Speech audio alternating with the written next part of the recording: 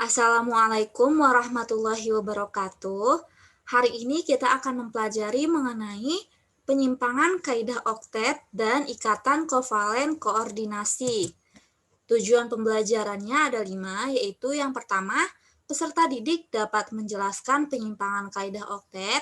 Yang kedua, peserta didik dapat menggambarkan struktur Lewis dari senyawa yang mengalami penyimpangan kaidah oktet. Yang ketiga, peserta didik dapat menjelaskan pengertian ikatan kovalen koordinasi. Yang keempat, peserta didik dapat menentukan ikatan kovalen koordinasi dari suatu senyawa. Dan yang kelima yaitu peserta didik dapat menganalisis senyawa yang memiliki ikatan kovalen koordinasi. Kita mulai saja. Yang pertama, mengenai penyimpangan kaidah oktet. Penyimpangan kaidah oktet di sini berarti suatu senyawa memiliki elektron valensi yang jumlahnya tidak 8. Salah satu atom dalam senyawa tersebut. Jadi, tidak harus semua atom yang berada dalam senyawa tersebut. Oke, penyimpangan kaidah oktet ini terbagi menjadi 3 jenis. Yang pertama yaitu jumlah elektronnya ganjil, yang kedua oktet tak lengkap, dan yang ketiga yaitu oktet yang diperluas. Kita bahas satu-satu. Yang pertama, jumlah elektron ganjil.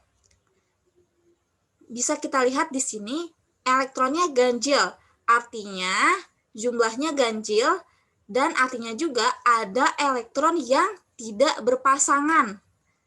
Kalau berpasangan itu kan 2, berarti nanti ada elektron yang hanya sendirian atau hanya satu saja. Nah, contoh senyawa yang memiliki jumlah elektron ganjil yaitu NO2. Bisa kita lihat di sini, sudah Ibu gambarkan struktur Lewis dari NO2. Oke, yang menjadi atom pusatnya N di sini. Kita hitung ya, elektron valensi dari masing-masing atom. Yang pertama untuk atom O. Oke, untuk atom O, kita hitung ya, ada 1, 2, 3, 4, 5, 6, 7, 8. Artinya sudah oktet. Kemudian O yang sebelah kiri, ada 1, 2, 3, 4, 5, 6, 7, 8. Artinya juga sudah oktet O di senyawa NO2 ini. Lalu bagaimana untuk N? Kita hitung ya sama-sama. Ada 1, 2, 3, 4, 5, 6, 7. Jumlahnya ganjil, artinya jumlah elektronnya juga ganjil kan? Nah, lalu di sini bisa kita lihat bahwa ada elektron yang tidak berpasangan atau hanya sendirian. Nah, karena dalam senyawa NO2 ini terdapat satu atom, yaitu atom N, yang jumlah elektronnya ganjil, maka NO2 ini mengalami penyimpangan kaidah oktet berupa jumlah elektron ganjil. Selanjutnya, yang kedua yaitu oktet tak lengkap. Dilihat dari kata-katanya di sini tak lengkap, artinya jumlah elektronnya kurang dari 8 elektron valensinya ya. Oke, pada beberapa senyawa jumlah elektron di sekitar atom pusat dalam suatu senyawa stabil bisa kurang dari 8. Jadi senyawanya itu senyawa stabil, bukan senyawa tidak stabil, tapi senyawa tersebut tidak mengikuti kaidah oktet. Gitu. Nah, atom yang membentuk senyawa kovalen dengan penyimpangan berupa oktet tak lengkap yaitu Be, B dan Al, berilium, boron, dan aluminium. Nah, atom-atom yang mengalami oktet tak lengkap ini, elektron valensinya itu kurang dari 4. Contohnya di sini ada Ali3. Ini Ibu sudah gambarkan struktur Lewisnya. Tinggal kita hitung elektronnya apakah benar kurang dari 8 atau tidak. Ingat ya, hanya salah satu atomnya saja, bukan ke semua atom itu kurang dari 8, tapi salah satu ya. Oke, untuk I atau iod, kita hitung ya, elektron valensinya ada berapa. Oke, yang sebelah kanan ada 8 ya. Untuk yang atas ada 8 juga, lalu untuk yang sebelah kiri juga ada 8. Lalu atom pusatnya Al, kita hitung elektron valensinya ada berapa? 1, 2, 3, 4, 5, 6. Jumlahnya hanya 6, artinya kurang dari 8. Oleh karena itu, senyawa Ali3 ini mengalami oktet tak lengkap. Karena tadi apa? Salah satu atomnya memiliki elektron valensi kurang dari 8. Oke, selanjutnya ada oktet yang diperluas. Dilihat dari kata-katanya yang diperluas. Artinya, bagaimana? Elektron valensinya lebih dari 8. Jadi kebalikan dari yang kedua tadi. Kalau yang kedua kan kurang dari 8. Nah, sedangkan yang ketiga ini lebih dari 8. Begitu. Jumlah elektron valensi yang lebih besar dari 8 di sekitar satu atom bisa ditemui pada beberapa senyawa. Senyawa stabil ya dalam hal ini. Nah, oktet yang diperluas hanya diperlukan untuk atom-atom dari unsur-unsur periode ketiga ke atas. Jadi mulai dari periode ketiga, keempat, dan seterusnya. Contoh senyawa yang mengalami oktet yang diperluas yaitu SF6. Sudah Ibu gambarkan di sini struktur Lewis dari senyawa SF6. Sekarang kita hitung elektron valensi dari masing-masing atom pada senyawa SF6 ini. Oke, pertama kita hitung untuk atom fluor atau F ya. Ada berapa? Untuk yang atas ada 8, yang sebelah kanan atas ada 8, yang kiri, yang kanan bawah ada 8, yang bawah ada 8, yang kiri bawah ada 8, dan yang kiri atas ada 8 juga. Artinya atom F ini sudah memenuhi kaidah oktet, tetapi atom pusatnya yaitu S ada berapa? Coba kita hitung ya.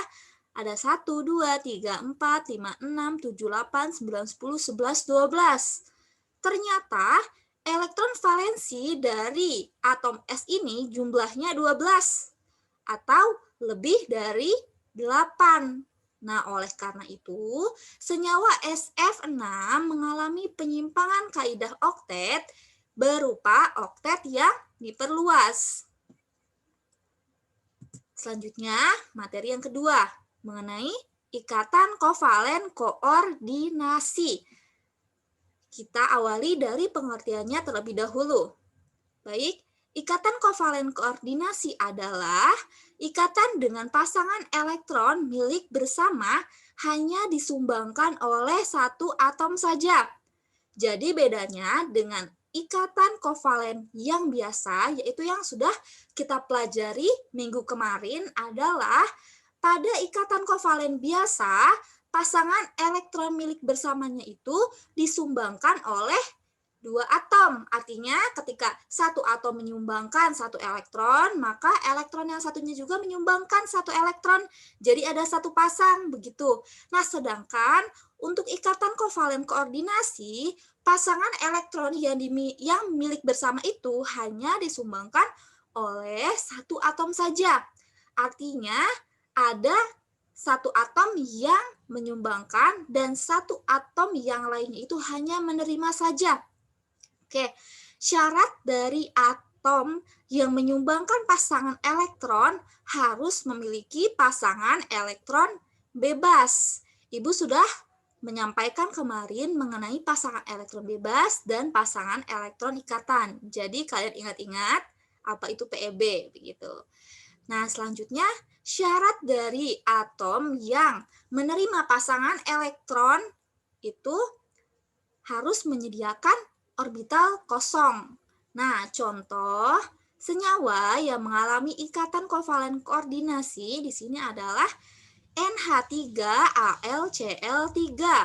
Nah, supaya kalian lebih mengerti, Ibu akan tuliskan rumus Lewis dari senyawa ini ya. Oke, Ibu stop share dulu. Baik.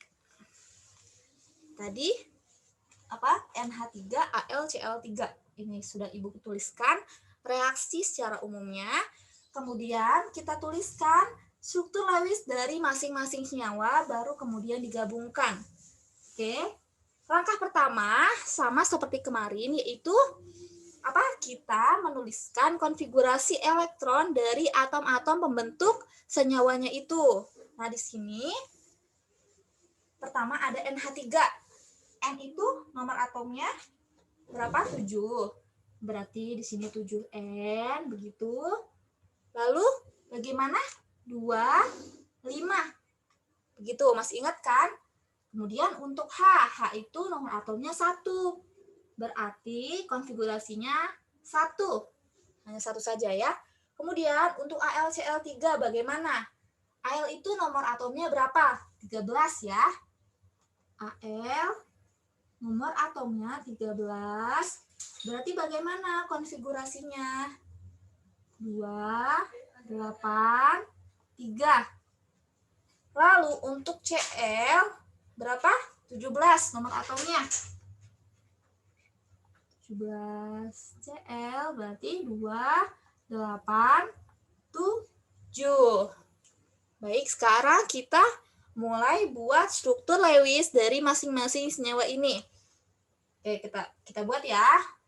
Berarti di sini yang jadi atom pusatnya itu N, karena H tidak mungkin jadi atom pusat karena dia itu hanya duplet, bukan oktet. Gitu ya.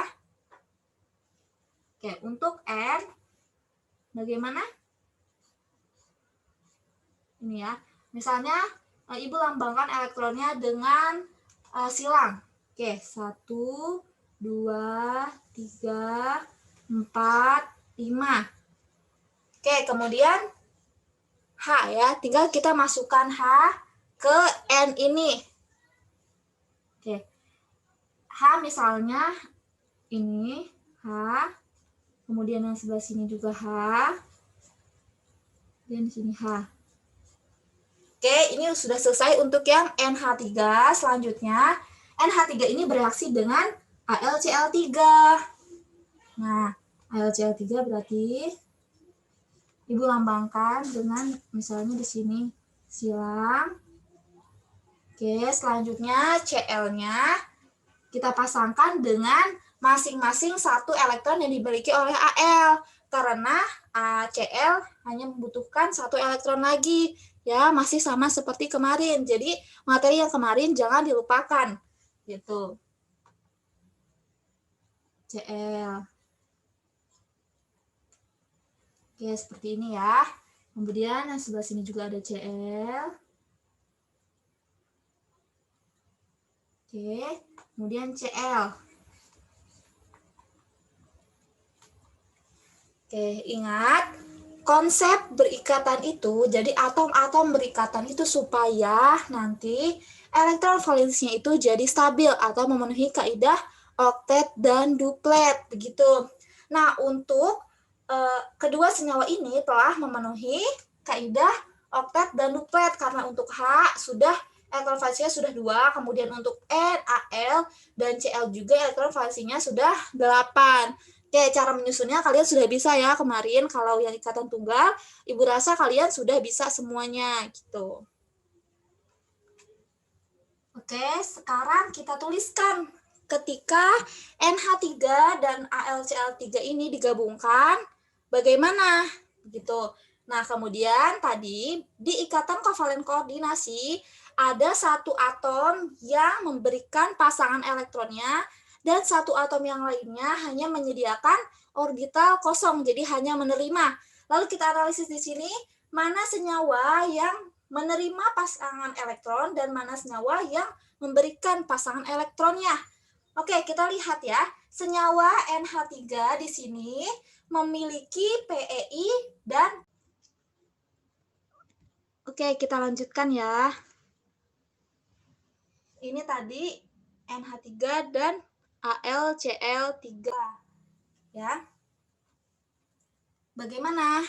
Yang atom yang menyumbangkan pasangan elektron adalah yang memiliki pasangan elektron bebas. Dalam hal ini adalah apa? NH3. Karena NH3 mempunyai Pi dan Peb. Peb-nya yang ini, yang sebelah kanan ini ya. Ada pasangan elektron bebasnya yang ini nih. Nah, selanjutnya untuk AlCl3, dia mempunyai orbital kosong, yaitu yang sebelah sini. Karena dia belum 8, ya jadi punya orbital kosong. Begitu. Nah, lalu bagaimana reaksinya? Kita tuliskan ya. Struktur Lewis ketika senyawa-senyawa ini sudah digabungkan. Begitu. Oke, H. Sebelah sini H. Seperti ini.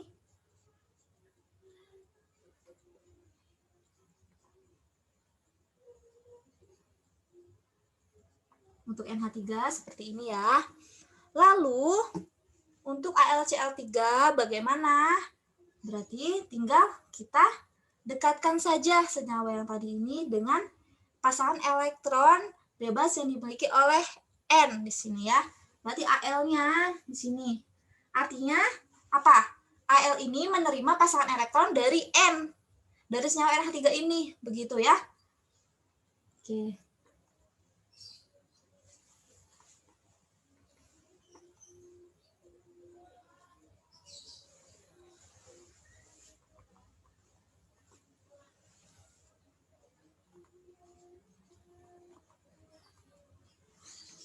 Nah, jadi coba ya kita analisis. Artinya pasangan elektron yang termasuk ikatan kovalen koordinasi itu yang tadi diberikan oleh N dan diterima oleh Al. Artinya ini. Yang ini merupakan ikatan kovalen koordinasi atau ibu singkat IKK. Oke, seperti itu saja ya. Sedangkan yang lainnya, yaitu pasangan elektron ikatan yang lainnya itu hanya ikatan kovalen yang biasa, karena satu atom memberi dan satu atom yang lainnya juga memberi juga. Contohnya nih, antara yang Al dengan Cl ini. Ya, ini kan Al memberikan 1, Cl juga memberikan 1. Yang ini juga N memberikan 1, H memberikan 1. Jadi, pasangan elektron yang lain itu adalah pasangan elektron ikatan dikovalen yang biasa. Sedangkan pasangan elektron antara N dengan Al ini adalah ikatan kovalen koordinasi. Karena tadi hanya atom N saja yang menyumbangkan pasangan elektronnya, sedangkan yang Al hanya menerima. Begitu. Oke, sudah paham ya mengenai ikatan kovalen koordinasi. Selanjutnya,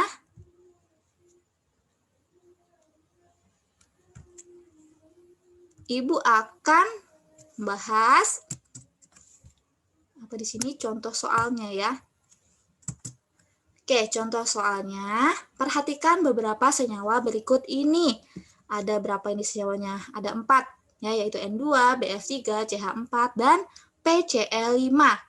Di antara senyawa-senyawa di atas, senyawa apa saja yang mengalami penyimpangan kaidah oktet berupa oktet yang diperluas dan jelaskan alasannya. Baik, tadi ingat ya, kalau oktet yang diperluas artinya suatu senyawa memiliki salah satu atom yang elektron valensinya lebih dari 8. Lebih dari, ingat ya. Oke, berarti kita harus tuliskan struktur Lewis dari masing-masing senyawa ini, yaitu N2, BF3, CH4, dan PCl5. Oke. Ibu tulis dulu di papan tulis.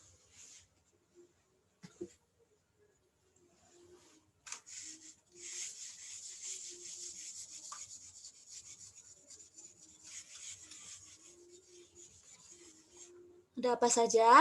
Ada N2, ada apalagi BF3, lalu CH4, dan PCl5. Oke, Ibu stop share terlebih dahulu supaya besar gambarnya. Baik ya, sekarang kita tuliskan struktur Lewis dari masing-masing senyawa ini. Oke, yang pertama untuk N2. Untuk N2, N itu bagaimana konfigurasi elektronnya? Untuk UN. Berarti 2, 5. Ya, artinya elektron valensi dari N adalah 5. Lalu bagaimana untuk BF3? B itu 5, nomor atomnya B berarti 2, kemudian 3. Oke ya. Lalu untuk F. F itu 9, nomor atomnya berarti 2, 7. Seperti itu. Lalu untuk CH4, C-nya 6 nomor atomnya, berarti 2, 4. Ingat ya, di kulit pertama maksimumnya hanya 2, tidak boleh lebih dari 2, seperti itu. C6, lalu untuk H. H itu 1, berarti hanya 1. Lalu untuk P, Cl5. P itu berapa? 15 nomor atomnya. Oke, 15. P berarti bagaimana? 2, 8, 5. Seperti itu ya. Lalu apa? H. Maaf, bukan. Cl. Cl itu berapa? 17. Berarti 2, 8, 7. Oke ya, kita sudah menuliskan konfigurasi elektron dari masing-masing atom bentuk senyawanya. Sekarang kita tuliskan struktur Lewis dari masing-masing senyawa ini. Untuk yang N2, kira-kira rangkap berapa? Rangkap 3 yang benar ya. Jadi bagaimana? N, karena rangkap 3 tadi, berarti di sini ada 3. Ya, kemudian di sini 2. Elektron valensnya 5 kan tadi ya. Kemudian karena ini N2 berarti ini N juga. Begitu ya.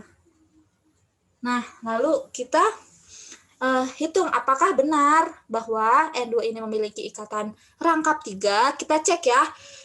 Jadi mengeceknya itu dengan cara kita menghitung elektron valensi dari masing-masing atomnya. Jika sudah 8 jumlahnya berarti sudah benar. Begitu.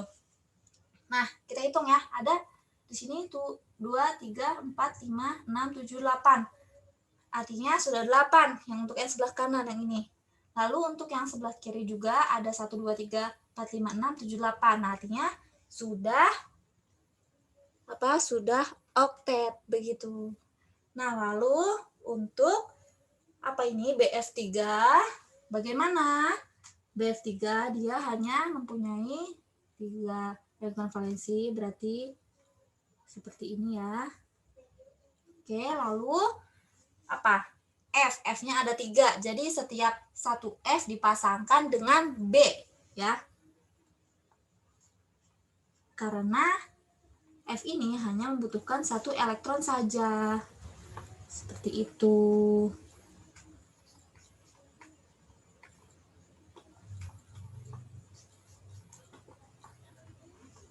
Oke, sudah benar ya. Karena tadi F hanya butuh 1 elektron lagi. Nah, lalu untuk CH4, C berarti seperti ini. Lalu H-nya dipasangkan dengan masing-masing 1 elektron dari C.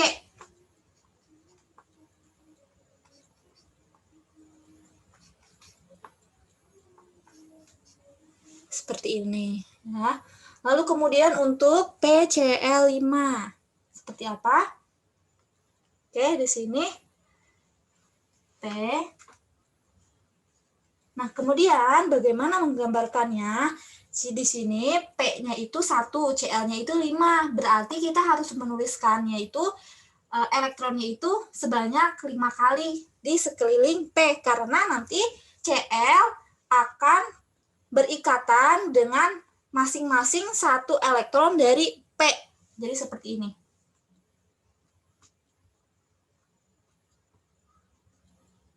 Nah, seperti ini. Jadi, bukan seperti ini ya. Bukan seperti ini.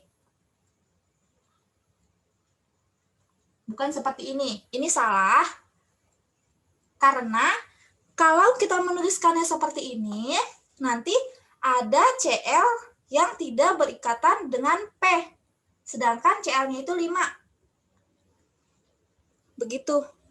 Ya. Jadi yang ini tadi salah. Kita menggunakan struktur Lewis P yang di atas, yang tadi ini. Sudah Ibu hapus ya yang salahnya. Kemudian kita tuliskan itu Cl-nya berikatan dengan masing-masing 1 elektron dari P. Ya. Ini Cl, yang ini Cl, yang ini Cl, yang ini Cl, yang ini juga Cl. Lalu kita tuliskan Masing-masing di sini berarti 1, 2, 3, 4, 5, 6, 7. Oke ya. Ini 1, 2, 3, 4, 5, 6, 7. Oke, 1, 2, 3, 4, 5. 1, 2, 3, 4, 5, 6, 7. Oke, 1, 2, 3, 4, 5, 6, 7. 1, 2, 3, 4, 5, 6, 7. Oke, seperti itu ya. Nah, lalu kita analisis. Yang mana, senyawa yang mana yang mengalami apa tadi? Penyimpangan kaidah oktet berupa oktet yang diperluas. Kalau oktet yang diperluas tadi lebih dari 8. Gitu ya. Oke, sekarang kita hitung. Untuk yang N2. Yang N2 tadi yang sebelah kanan sudah 8, yang sebelah kiri juga sudah 8. Lalu untuk BF3, untuk F sudah memiliki berapa ini? 8 elektron. Yang F yang sebelah kiri dan atas juga sama sudah memiliki 8 elektron. Lalu untuk yang B, dia memiliki hanya 1, 2, 3, 4, 5, 6. Hanya 6 elektron yang B-nya. Ya, berarti BF3 itu termasuk oktet yang tak lengkap karena dia kurang dari 8. Ada satu atom di BF3 yang jumlah elektron valensinya kurang dari 8. Jadi ini oktet tak lengkap, bukan oktet yang diperluas. Tadi soalnya oktet yang diperluas ya. Lalu untuk CH4, untuk H sudah memiliki 2 elektron valensi artinya sudah duplet. Lalu yang C juga sudah oktet karena sudah 8 elektron valensinya ya. Sini. Lalu untuk PCl5, bagaimana untuk PCl5? Tadi untuk Cl-nya sudah 8. Semuanya sudah 8 dan Cl. Lalu untuk P-nya ada berapa? Kita hitung ya. 1, 2, 3, 4, 5, 6, 7, 8, 9, 10. Nah, yang P ini memiliki 10 elektron valensi. Jadi artinya senyawa PCl5 mengalami penyimpangan kaidah oktet berupa oktet yang diperluas. Mengapa? Karena atom P pada senyawa PCl5 ini jumlah elektron valensinya lebih dari 8, yaitu tadi ada 10 elektron valensi. Seperti itu. Baik, kita lanjutkan ya. Lanjutkan di sini. Tadi ini sudah. Lalu ini yang Ibu gambarkan tadi di papan tulis sudah ada di sini. Nah, selanjutnya ini soal mengenai ikatan kovalen koordinasi. Perhatikan beberapa senyawa berikut ini. Ya. Ini ada 3 senyawanya, Cl2, NH4+, dan PCl3. Lalu soalnya, lalu pertanyaannya itu yang A, gambarkan rumus struktur dari senyawa-senyawa di atas. Lalu yang B, di antara senyawa-senyawa di atas, tentukanlah senyawa apa saja yang memiliki ikatan kovalen koordinasi. Baik. Ibu hapus terlebih dahulu yang tadi di papan tulis. Oke, tadi senyawanya ada apa saja? Cl2, kemudian NH4+, dan PCl3. Oke, Ibu stop share terlebih dahulu karena Ibu akan membahasnya di papan tulis. Ya. Tadi yang A kita suruh menggambarkan rumus strukturnya. Ingat ya, rumus struktur dengan struktur Lewis itu beda. Kalau struktur Lewis itu kita hanya menggambarkan unsur-unsur dan lambang elektron berupa titik atau cross saja. Tetapi kalau rumus struktur kita harus menuliskan senyawanya itu dalam ikatan itu berupa garis, jadi bukan titik lagi. Tuh. Oke, yang pertama, Cl2. Pertama, kita harus tuliskan konfigurasi elektronnya terlebih dahulu. 17 Cl, ya. Berarti 2, 8, 7. Lalu untuk NH4+, di sini ya. N itu berapa? 7. Oke, berarti 2, 5. Lalu yang H, 1. Ini ya. Lalu untuk PCl3 bagaimana? 15 P, kemudian Cl-nya 15 P, 2, 8, 5. Lalu untuk Cl-nya 17 ya. 2, 8, 7. Oke ya. Sekarang kita buat struktur Lewisnya dulu. Baru nanti kita tulis rumus strukturnya. Oke. Untuk Cl bagaimana? Kita tulis ya, Cl berarti ini hanya membutuhkan 1 elektron lagi. Ya, jadi hanya ikatan tunggal saja. Karena sama-sama Cl dan hanya membutuhkan masing-masing 1 elektron. Oke, Ibu lambangkan di sini dengan silang. Ini ada 7 ya. Lalu untuk Cl yang satunya juga sama. Seperti ini ya. Jadi ikatannya adalah ikatan tunggal. Oke, Ibu langsung tuliskan rumus strukturnya. Cl seperti ini ya. Lalu untuk NH4+, kita analisis terlebih dahulu. NH4+ berarti tersusun atas NH3 dan H+, ya. Kita tuliskan dulu senyawa stabilnya berarti NH3 ya. Kemudian senyawanya itu senyawa maksudnya yang tidak bermuatan gitu. Nah, kemudian nanti dia bereaksi dengan H+. Jadi seperti ini, NH3 plus H+. Jadi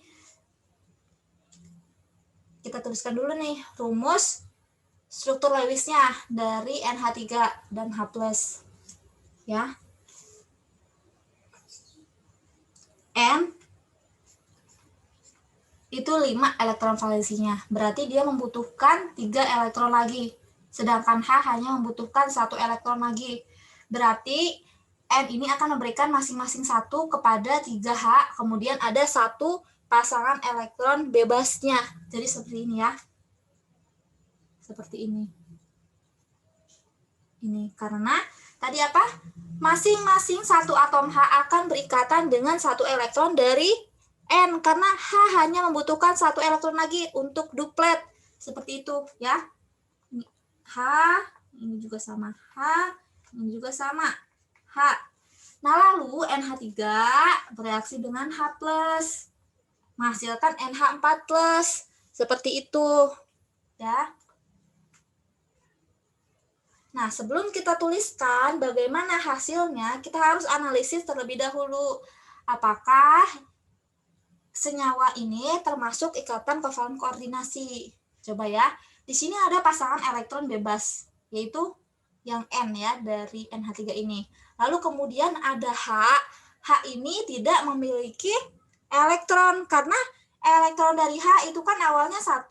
Tapi dia melepaskan 1 elektronnya. Artinya H atau H+ ini ya, H+ ini tidak mempunyai elektron lagi. Gitu. Jadi dia punya orbital kosong ya.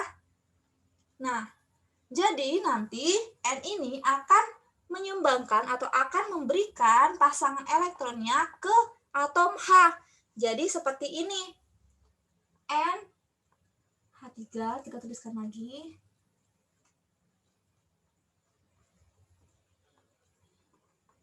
Oke, tuliskan ya yang tadi di sini. Persis sama seperti ini. Kemudian H-nya akan menerima pasangan elektron dari N. Seperti ini. Begitu. Jadi artinya senyawa NH4+ ini merupakan senyawa kovalen koordinasi. Ingat ya, di sini ada plus atau ada tanda positifnya. Karena ingat, pada sebuah persamaan di sebelah kiri sama sebelah kanan itu harus sama, harus adil. Jadi H-nya jumlahnya harus sama-sama 4, kemudian N-nya juga ada 1, kemudian muatannya, total muatannya sebelah kiri sama sebelah kanan harus sama.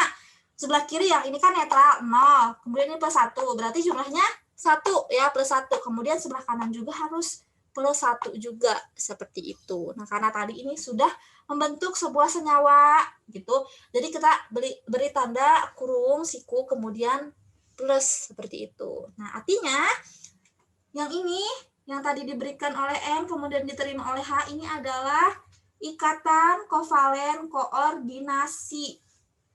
Ya, jadi artinya senyawa NH4+ ini adalah senyawa kovalen koordinasi. Lalu bagaimana untuk apa ini? PCl3 ya. Oke, PCl3. Kita lihat di sini terlebih dahulu. Cl membutuhkan 1 elektron, P membutuhkan 3 elektron. Ya. Jadi nanti ada 3 elektron sendirian dari P yang dipasangkan dengan 1 elektron dari Cl. Jadi seperti ini. 1, 2, 3, 4, 5. Seperti ini. Karena tadi yang P ini akan berikatan dengan elektron dari Cl.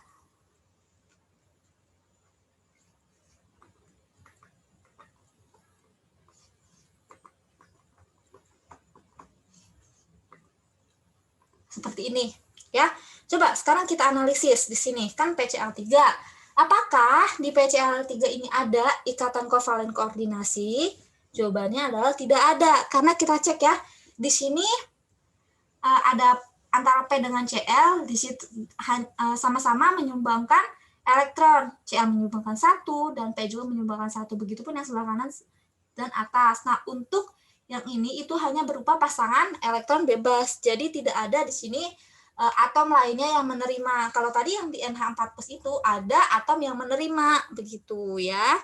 Artinya jadi kesimpulannya, di antara ketiga senyawa ini yang merupakan senyawa kovalen koordinasi adalah NH4+ karena terdapat pasangan elektron milik bersama yang hanya disumbangkan oleh 1 atom saja, yaitu dalam hal ini adalah atom N yang memberikan pasangan elektron ke atom H. Oh ya, pada ikatan kovalen koordinasi ini biasanya dilambangkan dengan tanda panah. Jadi nanti ini bisa juga dituliskan seperti ini. Kita tuliskan rumus strukturnya. Tadi kan diminta rumus strukturnya ya. Ibu tuliskan di sebelah sini aja deh. Sebelah sini saja, karena tadi nanti dari sebelah sini untuk PCl3. Oke ya. Untuk yang ini Ibu tuliskan di sebelah sini. Itu berarti rumus strukturnya bagaimana?